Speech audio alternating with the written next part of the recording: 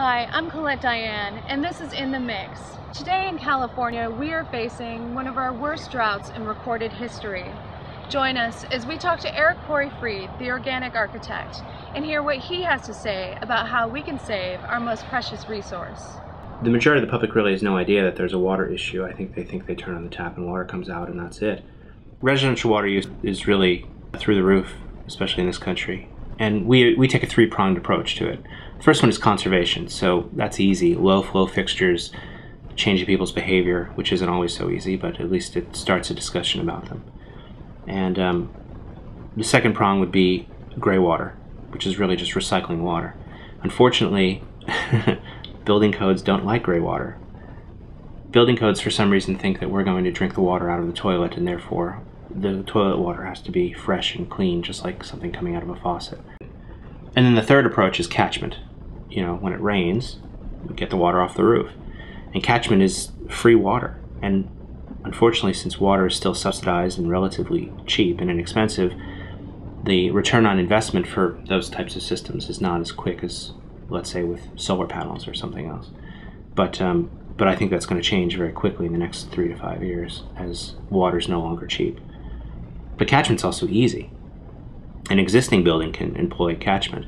Everything from a simple recycled wine barrel, you know, put outside that you can just use to water your garden, to something more extensive. And it just kind of makes sense. The challenges of the catchment, of course, are what do you do with the water? You know, do you use it in your garden? Do you use it in the toilet? Do you filter it naturally with plants and then drink it, which is all possible? We've had the basic technology for all these things for decades. It's just kind of we're stuck in a certain way of thinking about water and certain building codes, and that's what needs to change. Water systems itself isn't going to really change. I think what's going to change is monitoring. Right now somebody's got a water meter somewhere in their house and they probably have never even looked at it. They know it's in the garage somewhere. Those monitoring systems for water and for energy and for waste, they're gonna end up on the kitchen counter. They're gonna end up on the living room television. They're gonna become seamless.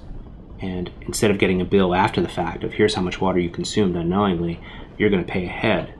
More people have a better idea of how many cell phone minutes they have left and how many kilowatts they've used. And I think that's gonna change.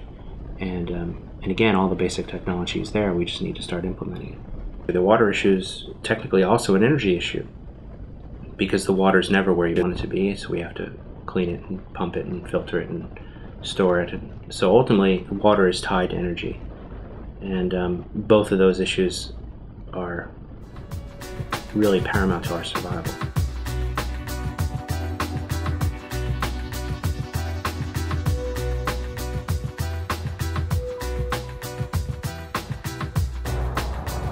Have an idea for a show? We want to hear from you. Visit us at thegoodmix.com.